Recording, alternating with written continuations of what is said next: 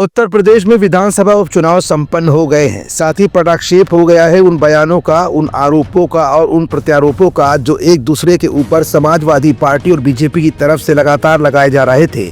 लेकिन अब इन 9 सीटों में किन सीटों पर विश्लेषण होना बेहद जरूरी है, क्योंकि जिस तरह से समाजवादी पार्टी ने लोकसभा चुनाव में 37 सीटें जीतकर अपनी जीत का लोहा भाजपा को मनवा दिया था, माना जा रहा था ठीक उसी तरीके से भाजपा को इस बार भी विधानसभा उपचुनाव में समाजवादी पार्टी कड़ी टक्कर देती दिखेगी।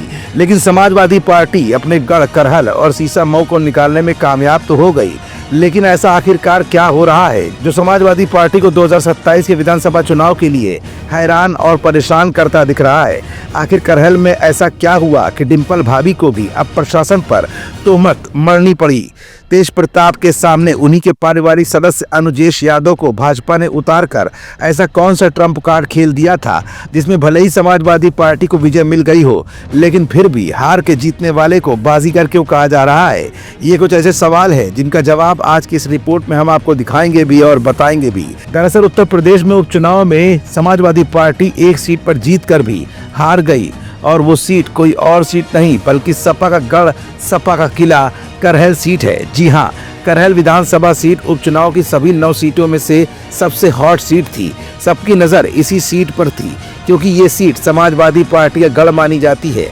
यहीं से पिछली बार अखिलेश यादव विधायक चुने गए थे। 2022 विधानसभा चुनाव में करहल सीट से अखिलेश यादव 67,000 से ज्यादा वोटों से जीते थे, लेकिन इस बार भतीजे तेज प्रताप की जीत का मार्जिन बहुत कम रहा है। यहाँ अखिलेश यादव का जादू कम होता दिखाई दिया। अखिलेश यादव के कन्नौज से सांसद चुने जाने के बाद करहल सीट से इस बार के चुनाव में अखिलेश यादव के भतीजे तेज प्रताप चुनावी मैदान में थे। तेज प्रताप यादव के जीत का मार्जिन 20,000 से भी कम है, पिछली बार के चुनाव के मार्जिन से जो बहुत कम है। बीजेपी के नेता दावा ठोक रहे हैं कि अगली बार अखिलेश यादव का गढ़ करहल भी फतेह कर लेंगे। करहल से बीजेपी ने चुनावी मैदान में अनुजेश यादव को उतारा था। कम मार्जिन से जीत की वजह पर यहां खुद सांसद डिम्पल यादव को सफाई देनी पड़ी थी। डिम्पल यादव ने उपचुनाव परिणाम के बाद कहा था कि कार्यकर्ताओं को बधाई देना चाहूंगी। ये चुनाव चुनौतीपूर्ण तो पूरे उत्तर प्रदेश में था, क्योंकि कहीं न कहीं बीजेपी प्रशासन का 100% इस्तेमाल कर चुनाव लड़ रही थी। बीजेपी वालों को प्रशासन की तरफ से छूट दी गई थी।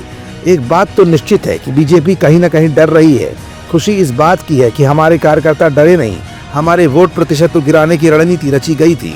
मतलब साफ है कि भले ही प्रशासन पर तोहमत लगाकर डिम्पल यादव ने जीत के कम मार्जिन का ठीकरा प्रशासन और भाजपा सरकार पर फोड़ दिया हो, लेकिन कहीं न कहीं अंदर खाने भाजपा की यही रणनीति अगले विधानसभा चुनाव 2027 में समाजवादी पार्टी के लिए अगर घातक साबित हुई तो सपा के गढ़ में सपा को मात देने में भाजपा कामयाब भी हो सकती है। अब देखना यह है कि अखिलेश अपने इस गढ़ को बचाने के लिए 2027 तक क्या नया प्लान बना पाते हैं। हमारा channel Indian news services INS like, share and subscribe करना ना भूलें। बेल आइकन पर बटन दबाएं और देखें लेटेस्ट खबरें INS पर। INS, हर भारतीय की आवाज।